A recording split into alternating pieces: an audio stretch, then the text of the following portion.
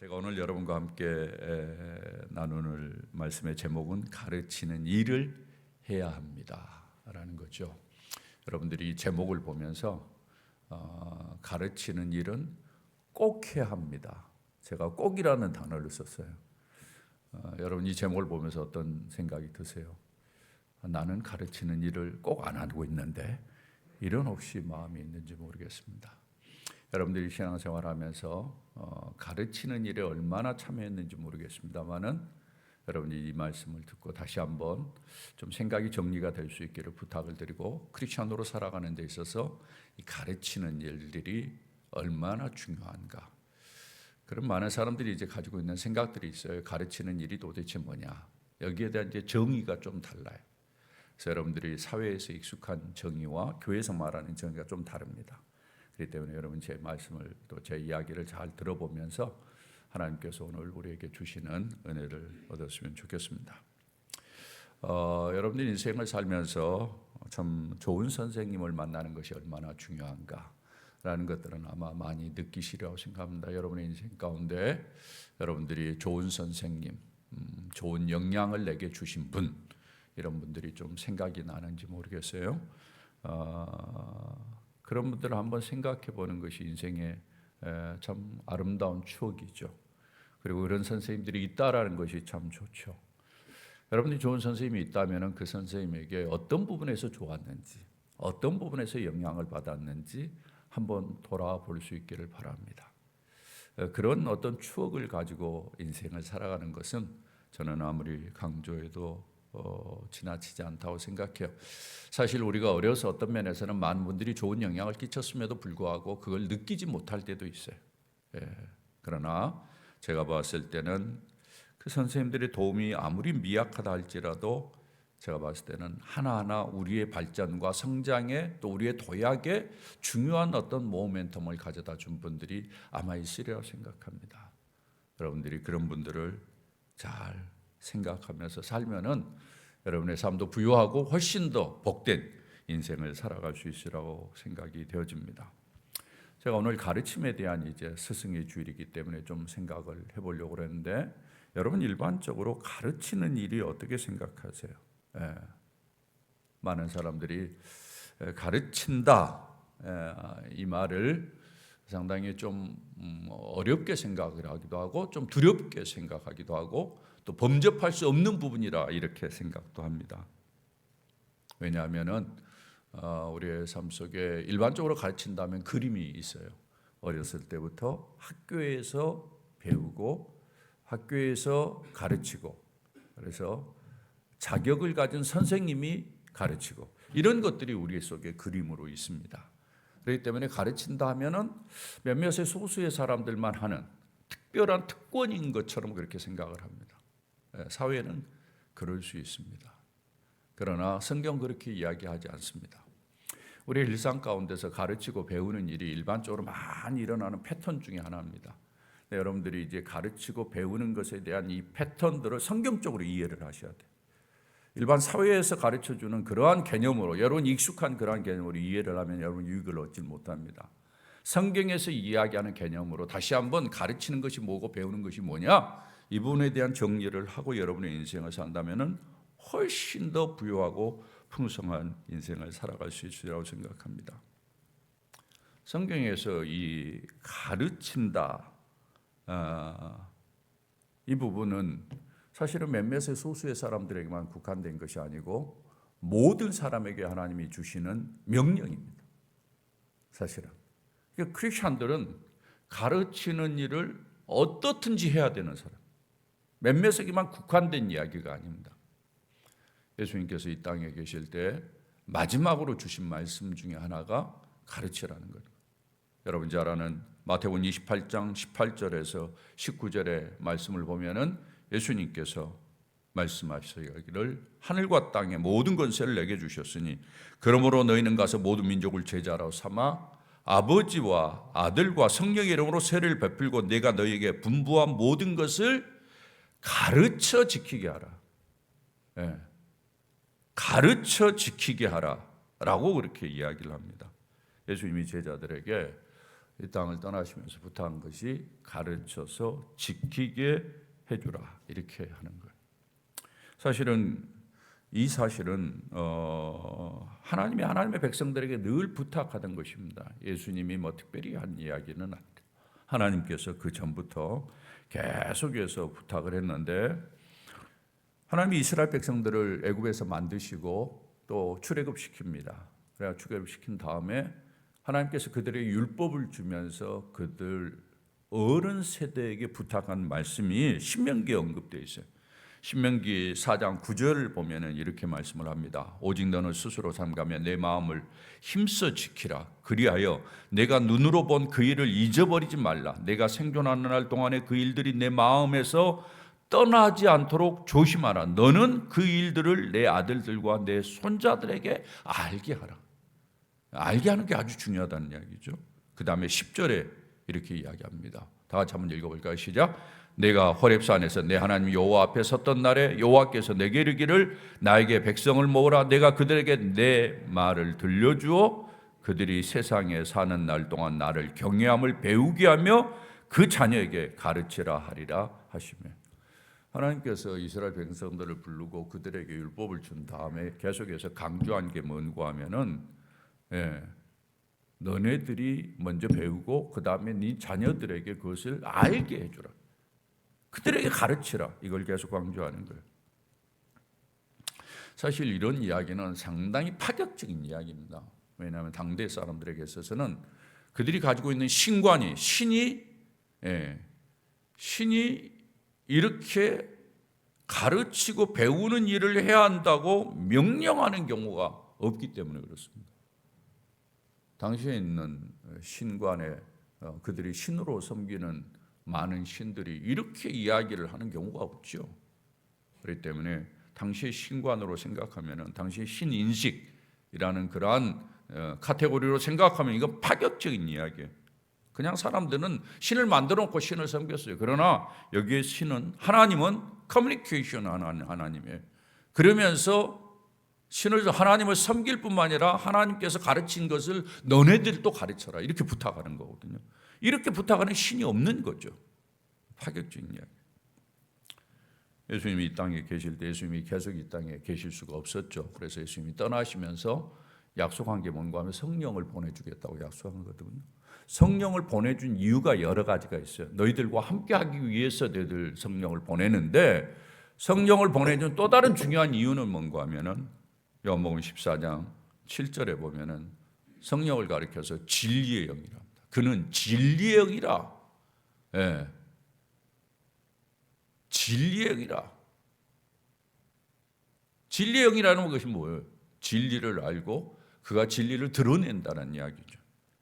그리고는 26절에 보면은 그 성령이 어떻게 하느냐?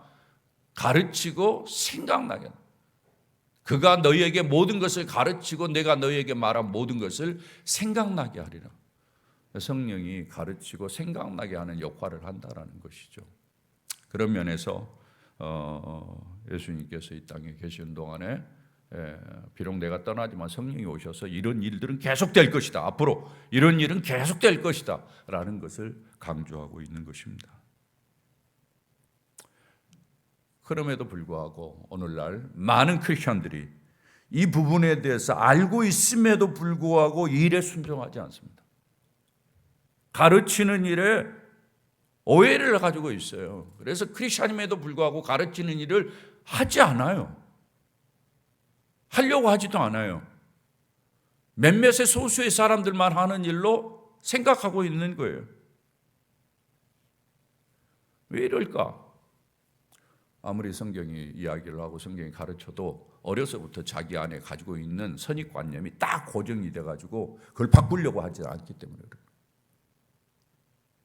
어렸을 때부터 우리가 학교에서 배우는 그걸 포멀 에듀케이션이라고 그러죠. 형식적인 교육. 딱 책에 잡힌 그런 것으로만 생각하는 거예요. 그래서 학교에서 배우고 가르치고 학교의 선생님 이것만을 생각하는 거예요.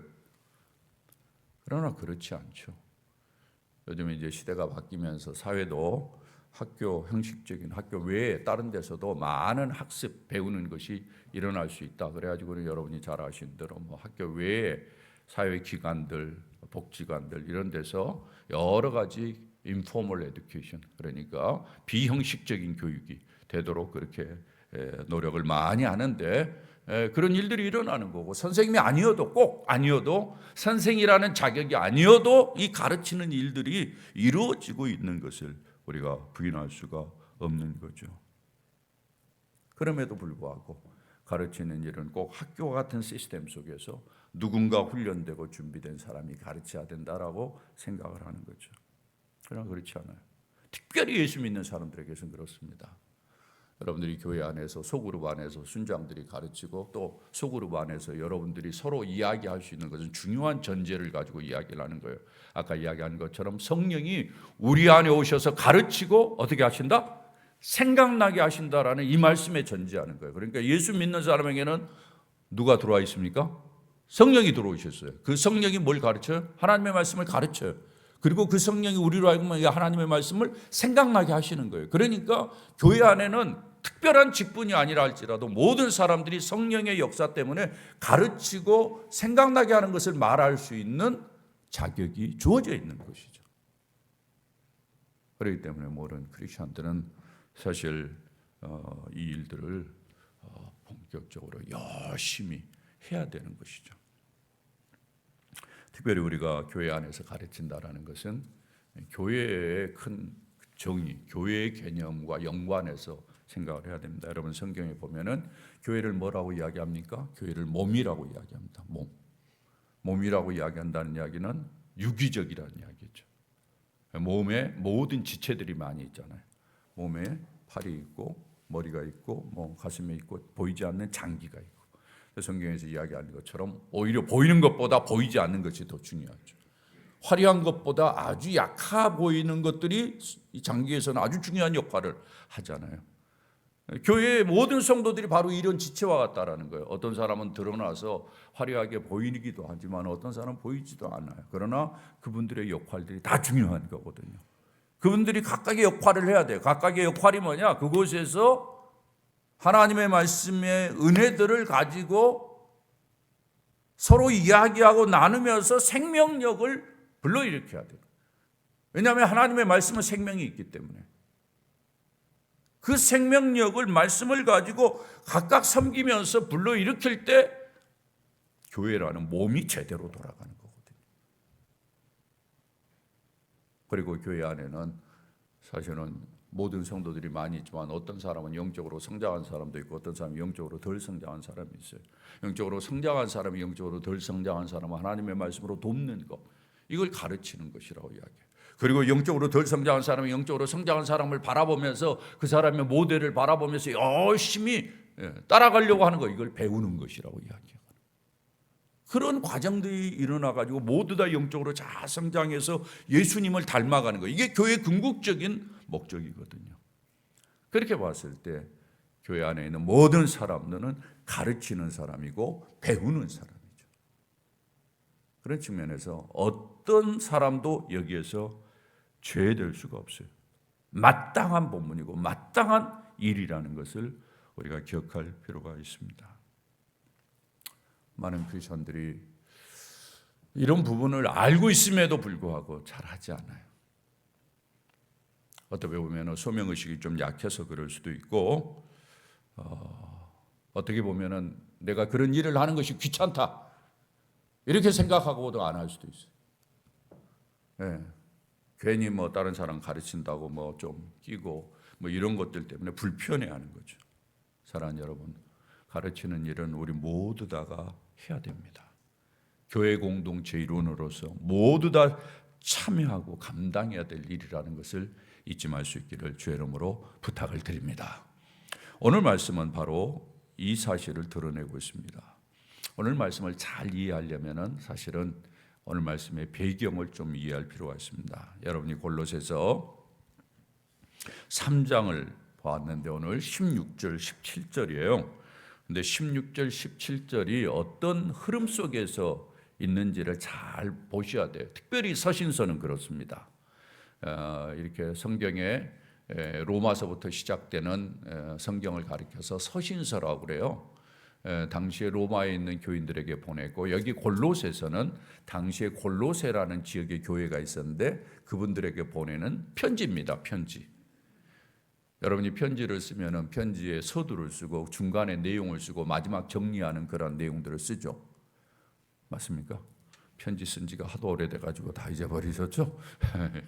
요즘은 편지 쓰는 형식도 잘 모르고 기억이 안 날 정도로 그렇게 되는데, 그래 대부분의 편지를 보면 그렇게 돼 있어요. 그러니까 실제로 이제 앞에 중간 마지막에 이렇게 정리가 되는데, 오늘 이 골로새서 3장 이 부분은 사실상은 마지막 부분에 속하는 거예요. 그러니까 앞에서 말한 것을 정리를 해가지고 매듭을 짓고 그 다음에 이제 결론으로 유도하는 부분이거든요. 근데 이 본문에 3장에 보면은 이렇게 시작해요. 3장 1절을 한번 보십시오. 잠깐 여러분들이 이 흐름을 잘 알아봐야 돼. 그러므로 너희가 뭐라고 이야기합니까? 1절에 그리스도와 함께 다시 살리심을 받았으면, 이 말이 중요해요. 너희들이 그리스도 안에서 다시 살리심을 받았다. 그러면 너희들이 구원받았다는 이야기죠. 너희들이 새 사람이 되었다, 이 이야기예요. 너희들이 이제 옛사람이 아니다. 너희들이 새로운 피조물이 됐다라는 것을 이야기하는 거예요. 그래서 강조하는 건 뭡니까? 첫 번째, 위의 것을 찾으라. 예전에는 땅의 것을 찾았는데 이제는 위의 것을 바라보며 살라라는 이야기예요. 그 이야기를 하다가 그 다음에 2절에 보면은 뭐라고 이야기합니까? 다 같이 한번 읽어봅니다. 시작. 위의 것을 생각하고 땅의 것을 생각하지 말라. 너희들이 이제 새로운 피조물의 하나님의 자녀가 됐기 때문에 위를 바라보라. 위의 것을 생각하고 땅의 것에 매이지 말아라는 이야기를 하고 있어요. 그러면서 5절에 가면 이렇게 이야기합니다. 그러므로 뭐라고 이야기합니까? 땅에 있는 지체를 죽여라. 그 지체가 뭐예요? 음란과 부정과 사욕과 악한 정욕과 탐심, 이런 것들이 우리 안에 일어나면 이거 사람 망하게 하는 거다. 죽이는 거다. 그러니까 이런 걸 죽여야 돼. 그리고는 위를 바라봐야 돼. 이걸 지금 강조하고 있는 거예요. 그리고는 12절을 가봅니다. 12절에 가보면은 너희는 하나님의 택하사 거룩하고 사랑받는 자처럼, 너희들이 이제 새로운 피조물이 됐고 하나님의 자녀가 되었기 때문에, 그 다음에 뭐라고 이야기합니까? 다 같이요. 긍휼과 자비와 겸손과 온유와 오래 참음을 옷 입고 새로운 옷을 입으라는 거예요.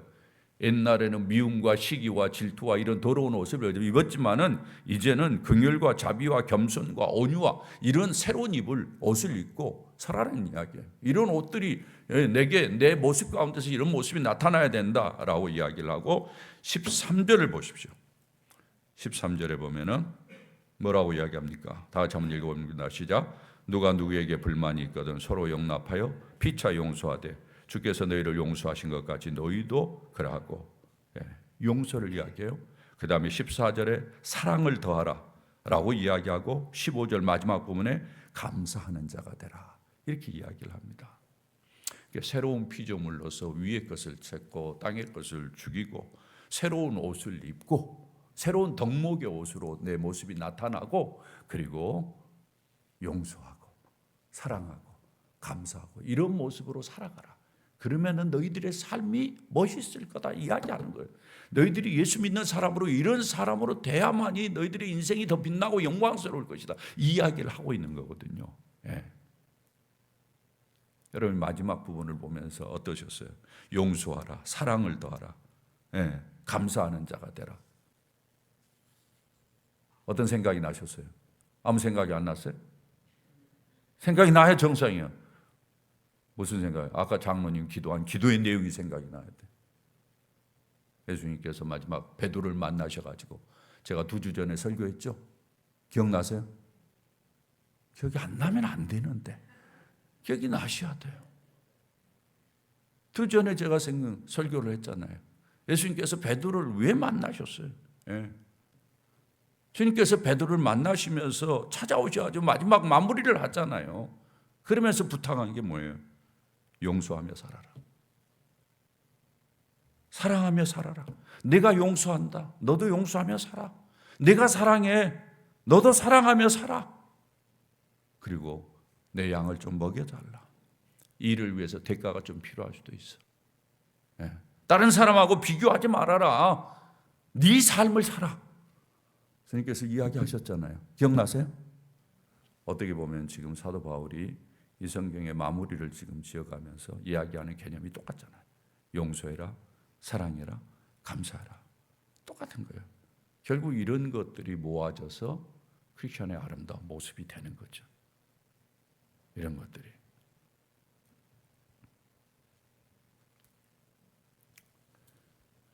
이 이야기를 하면서 이제 새로운 피조물로서 이런 모습으로 살아갈 것을 부탁하면서 이런 모습을 갖춰야 된다라는 걸 부탁하면서 마지막에 부탁한 부분이 오늘 16절 이하의 말씀입니다. 16절의 말씀. 그리스도의 말씀이 너희 속에 풍성히 거하여 모든 지혜로 피차 가르치며 권면하고 시와 찬송과 신령한 노래를 부르며 감사하는 마음으로 하나님을 찬양하고 또 무엇을 하든지 말에나 일에나 주 예수의 이름으로 하고 그를 힘입어 하나님 아버지께 감사하라.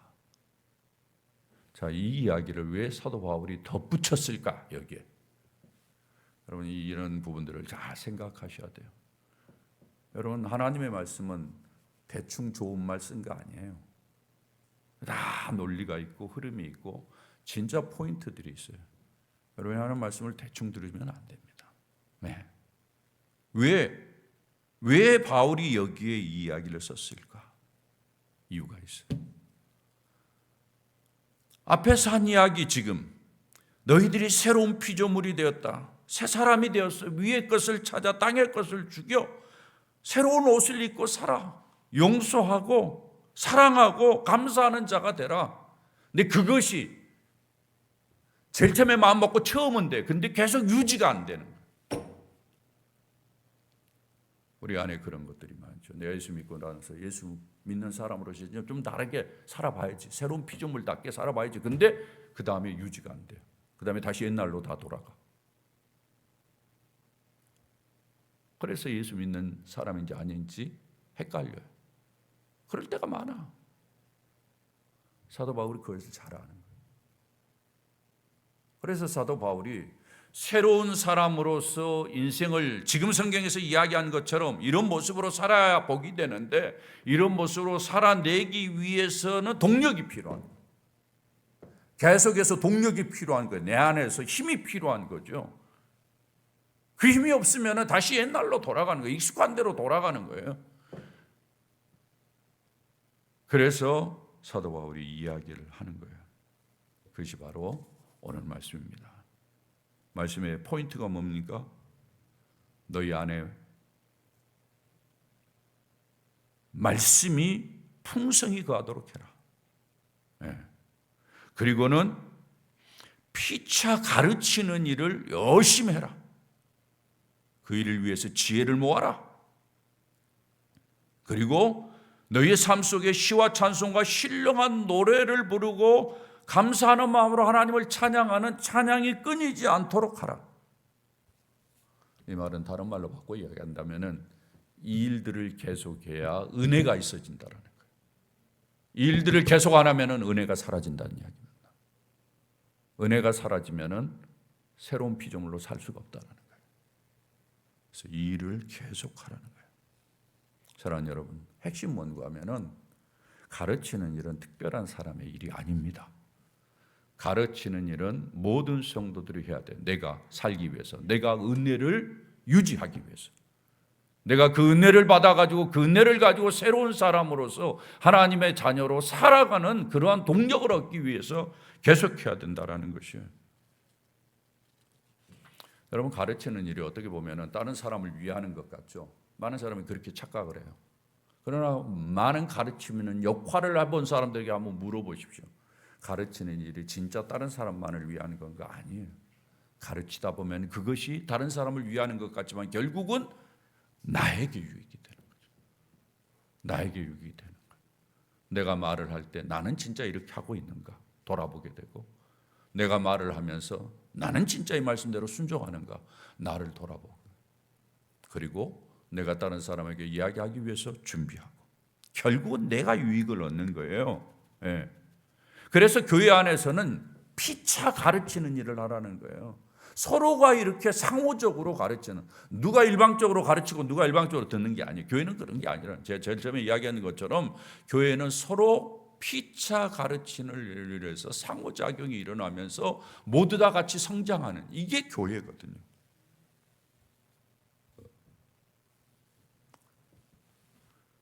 그렇게 피차 가르치다 보면은 한 사람은 가르치는 입장에서고 어떤 사람은 배우는 입장에서요. 또 이게 거꾸로 돼가지고 반대로 돼서 어떤 사람이, 배우는 사람이 가르치는 입장에 되고 또 가르치는 사람이 또 배우는 입장에 서기도 해요. 이렇게 자리를 바꿔가면서 서기도 합니다. 그 과정을 통해서 우리는 가장 중요한 덕목을 배워요. 뭔가 하면은 겸손이라는 덕목을 배웁니다. 겸손이라는 덕목을 배워요.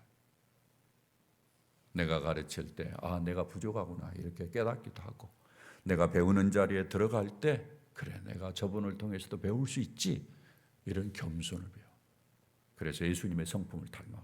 예수님의 성품이 어떻습니까? 그는 온유하고 겸손하니. 예수님의 인품이 그렇거든요. 예수님의 인품이 그걸 닮아가는 거예요. 예. 여러분 한번 생각해 보십시오. 이런 분위기와 이런 여건으로 형성된 이 공동체 얼마나 건강하겠습니까? 예. 서로 가르치지만은 잘난 척 뛰어나지 않고 자랑하지 아니하고, 예. 서로 배우는 자리에 들어가지만은 비굴하지 아니하고, 예. 서로 하나님이 주신 은혜를 겸손하게 나누고 겸손하게 이야기하고 서로 존중하고, 이렇게 해서 새 사람으로 우리가 점점 더 든든히 서가면서 이런 것들이 서로 상승작용을 일으켜요. 예. 그러다 보면 나중에 가르치는 사람은 가르치는 것이 더 많아지고 배우는 사람은 배우는 것이 더 많아지고, 그러면서 아주 건강해지는 그런 모습을 띠는 거예요. 그래서 크리스천들이 잘 배우고 잘 가르치면은 본인이 건강해집니다. 본인이 영적으로 아주 건강해져.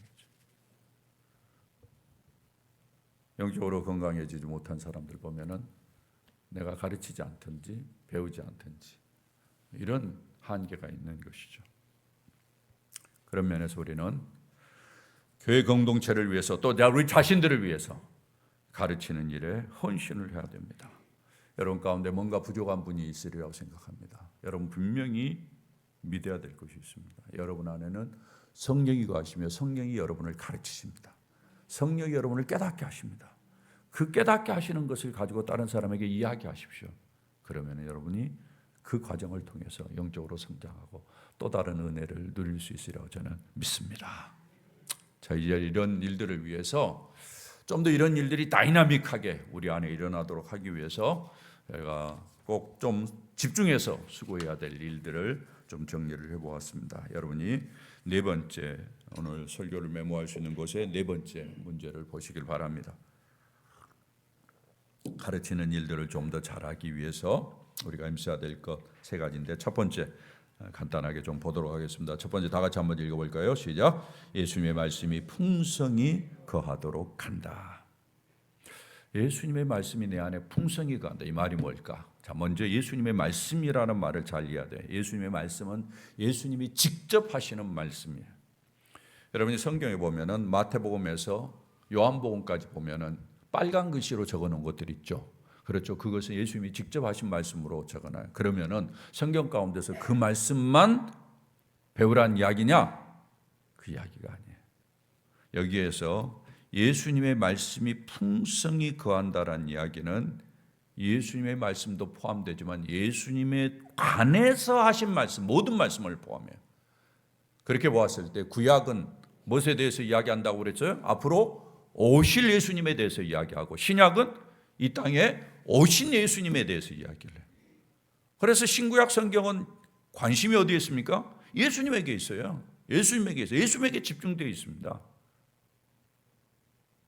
그래서 신구약에 있는 모든 말씀, 예수님에 관한 모든 말씀이 내게 풍성히 거한다. 이 풍성히 거한다는 말은 내게 가득하다라는 말로 이해할 수 있어요. 가득하다라는 말은 그 말씀이 내 안에서 차고 넘치도록 한다라는 의미죠. 우리가 예수님에 관한 말씀이 내 안에서 차고 넘쳐야 된다는. 근데 사실은 차고 넘친 거예요. 왜? 하나님이 우리에게 본래 성령을 보내주시고 우리로 하여금 예수 믿게 하실 때는 거기에는 부족함이 없어요. 이미 하나님의 말씀이 우리 안에 들어와 있고 그 자체로 부족함이 없어요. 여러분이 그것을 인정하는 게 아주 중요해요. 그리고 아울러서 우리가 좀 더 하나님의 말씀에 대해서 구체적으로 배울 필요가 있죠. 그래서 하나님의 말씀을 배워야 돼요. 배우는 과정 속에서 꼭 우리가 놓치지 말아야 되는 것, 암송하고 반복하는 것입니다. 성경에서 지금까지도 어떤 면에서 놓치지 말아야 될 중요한 하나님의 말씀을 접하는 방법은 암송하고 반복하는 거예요. 이건 피할 길이 없어요. 제가 제자반 식구들이 하는데 6주에 한 번씩 성경 암송한 것을 필기로 이렇게 시험을 봅니다. 그래서 6주에 한 번씩이니까 한 주에 2절씩이거든요. 그러면 12절, 12구절을 이제 테스트를 합니다. 잘할까요? 못할까요? 아주 잘해요. 아주 잘해요.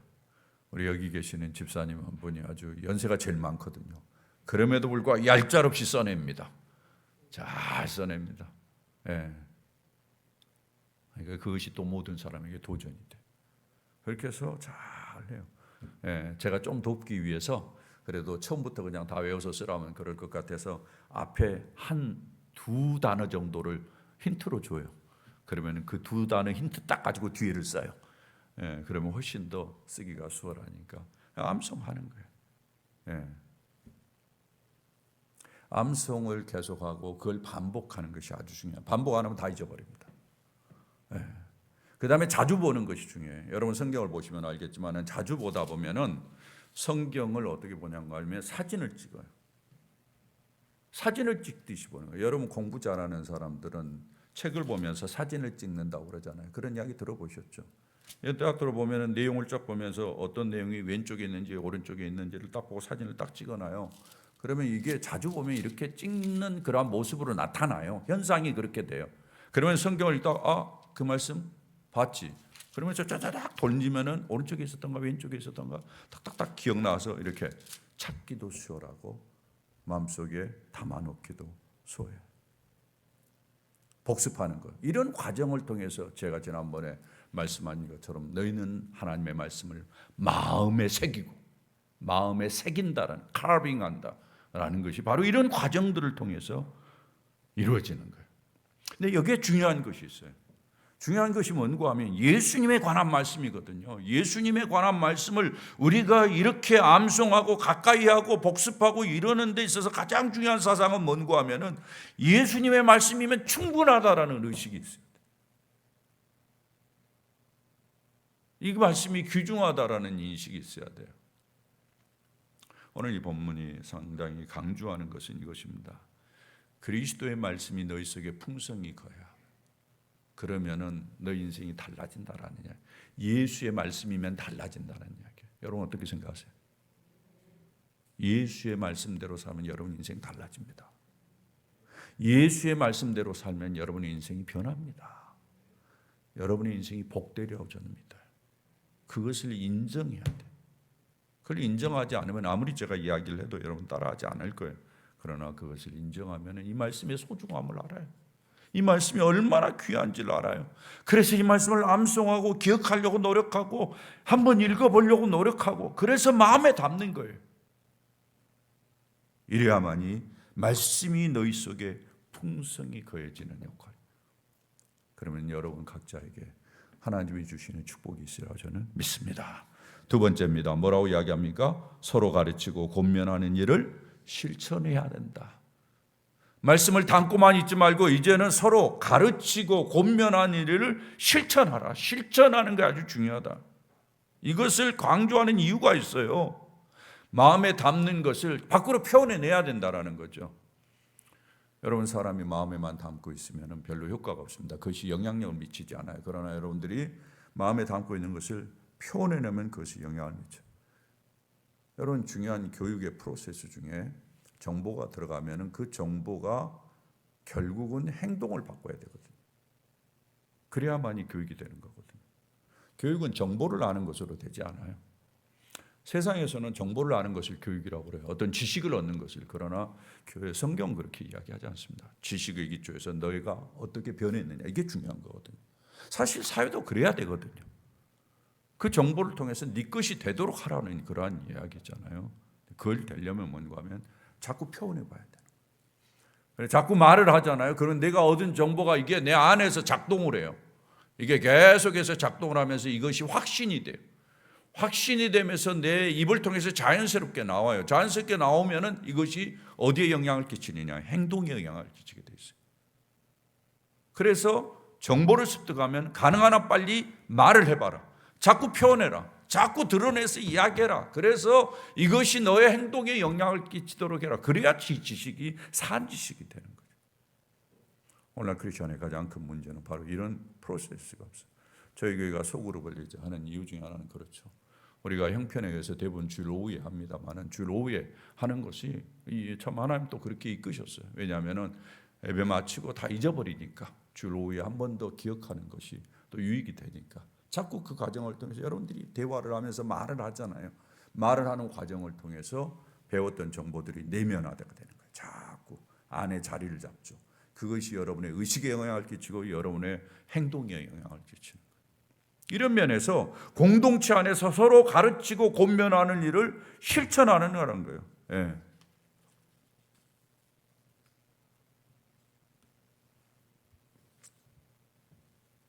이 일을 위해서 모든 지혜로 피차 가르치며라고 얘기했어요. 여기 모든 지혜로라는 말이 아주 중요한 이야기예요. 여러 가지 방법으로 피차 가르치는데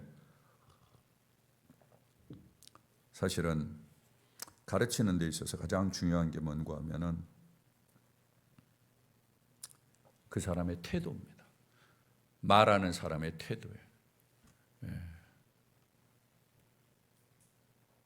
정보를 잘 전하고 그 정보가 행동에 영향을 끼치기 위해서는 중요한 요소가 필요해요. 그게 뭔가 하면 그 정보의 진실성이에요.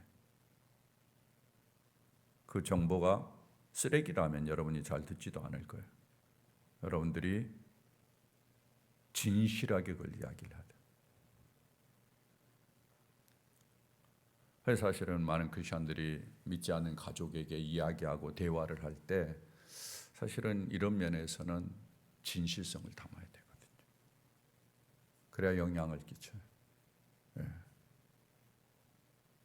모든 지혜로라는 말을 잘 생각하면서 우리의 자세와 태도가 좀 더 진실성을 담고 애정을 담고 이야기를 한다면 그 전하는 말씀, 지식은 살아서 역사하리라고 저는 믿습니다. 왜냐하면 하나님의 말씀은 살아있고 능력이 있기 때문에. 제가 어제 여러분에게 드린 편지 36년간 그 목사님과 함께 사역을 했는데 36년이 지났지만은 저에게 똑같은 이야기를 그대로 하는 거예요. 하나님의 말씀은 살아있고 능력이 있습니다. 여러분 하나님의 말씀을 신뢰하고 다만 여러분이 깨달은 것을 여러분이 느낀 것을 여러분의 성령의 감동으로 익힌 것을 여러분들이 진실하게 담아서 이야기한다면 그 말씀이 살아서 역사하면서 자신을 부여하기도 하고 우리 공동체를 부여하기도 하고 여러분의 가정을 부유케 하는 그러한 은혜도 있으리라 저는 믿습니다. 마지막입니다. 다 같이 한번 읽어봅니다. 시작. 시, 찬송한 신령한 노래, 감사의 찬양을 같이 한다. 말씀을 가르치면서 뭘 같이 하라는 거예요? 이런 시와 찬송, 신령한 노래, 감사 이런 것을 같이 하라라는 이야기. 생각해 보세요. 사도 바울이 왜 이 말을 이렇게 썼을까? 이유가 있습니다. 여기에 시는 뭘 이야기하면 구약의 표현을 이야기하는 거죠. 구약에는 주로 시를 많이 썼어요. 찬양은 신약 시대에 예수님께 드리는 찬송 이런 것들을 이제 말을 합니다. 신령한 노래는 영적인 것들을 이야기해요. 비슷한 표현이지만은 노래하는 것이지만은 강조점이 약간 좀 다른 것을 느끼죠. 핵심은 뭔고 하면은 시를 쓰든 아니면은 찬송을 부르든 신령한 어떤 감동이 있어서 노래를 하든 핵심이 뭔고 하면은 예수 그리스도를 나타내는 거거든요. 예수 그리스도를 드러내요. 여러분이 7절에 보면은 이렇게 이야기합니다. 우리 다 같이 한번 읽어봅니다. 시작. 또 무엇을 하든지 말에나 일에나 다 주 예수의 이름으로 하고, 예수님을 드러내는 거예요. 예수님의 역사를 나타내는, 하나님의 예수님을 통해서 하시는 구원 사역을 고백하는 거거든요. 이것이 시고 이것이 찬송이고 이것이 신령한 노래예요. 왜 이걸 강조할까? 바로 그것은 은혜 때문에 그렇습니다. 하나님의 말씀이 주신 은혜가 있고 그것을 시로, 노래로 고백한 데 은혜가 있어요. 여러분들이 찬송을 하면서 뭘 느끼시는지 모르겠어요? 교회 안에 하나님의 말씀을 듣는 시간도 있고 찬송을 부르는 시간도 있어요. 여러분은 어떻습니까? 어떤 시간이 더 좋아요? 찬송 부르는 시간이 더 좋죠? 아니면 말씀 듣는 시간이 더 좋아요? 둘 다 쏘쏘해요. 사람마다 좀 다를 수 있는데 둘 다 필요하죠. 사도 바울이 이야기를 하는 것은 말씀이 진실성을 가지고 말씀이 은혜가 되려면 시와 찬송이 있어야 돼요. 그래서 시와 찬송을 통해서 이것이 보완되고 더 시너지를 내요. 시와 찬송과 예수 그리스도의 은혜에 대한 감격을 가지고 주님을 노래하면서 고백하면은 내 마음이 달라져. 마음의 태도가 달라져. 마음의 상태가 좋아져. 그러면 더 은혜가 넘쳐요. 그러면은 가르치는 내용이, 내 입술을 통해서 고백하는 하나님의 말씀이 훨씬 더 은혜가 있습니다. 할렐루야. 바로 이것 때문에 그런 이야기예요.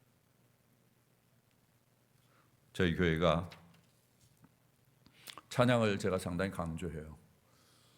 제가 1980년대 지나고 1990년대 들어오면서 교회 안에 설교 전에 찬양 하나, 설교 후에 찬양 하나 부르던 것을 바꿔가지고 설교 전에 최소한 15분 정도는 찬양하면 좋겠다. 그렇게 해서 새로운 틀을 만들어 온 거거든요. 찬양이 가지고 있는 파워가 있기 때문에 그래요. 그때부터 사실 한국교회 찬양을 많이 했어요. 저희 교회가 시작되면서도 그랬어요. 근데 예배 전에 찬양을 하는 것도 좋지만은 설교 후에 또 제가 찬양으로 바꿨어요.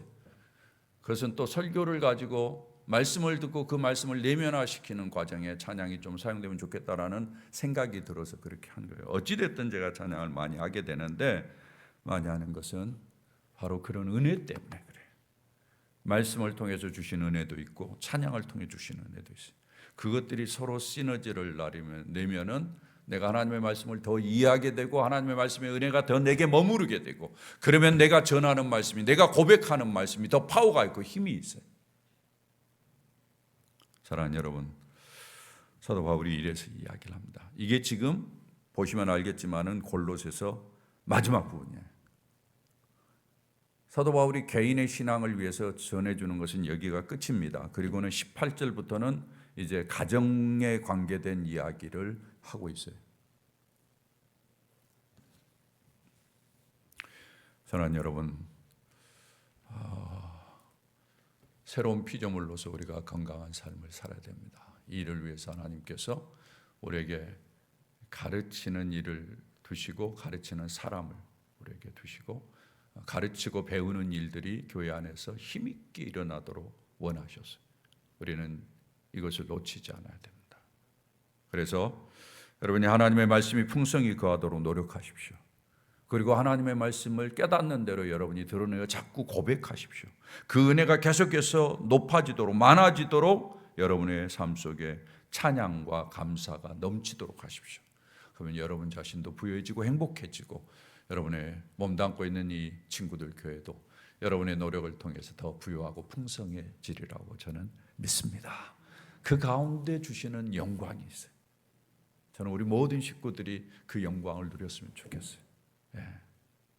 제가 말씀을 전하는 자로서의 누리는 영광, 그걸 느끼는 것처럼 여러분도 느꼈으면 좋겠다라는 생각을 해보게 됩니다. 이런 은혜가 우리 모든 식구들에게 넘치기를 주의 이름으로 축원합니다. 오늘 주신 말씀 다시 한번 16절 17절 우리 다 같이 한번 고백해 보도록 하겠습니다. 같이 읽습니다. 그리스도의 말씀이 너희 속에 풍성히 가하여 모든 지혜로 피차 가르치며 권면하고 시와 찬송과 신령한 노래를 부르며 감사하는 마음으로 하나님을 찬양하고 또 무엇을 하든지 말에나 일에나 다 주 예수의 이름으로 하고 그를 힘입어 하나님 아버지께 감사하라. 아멘.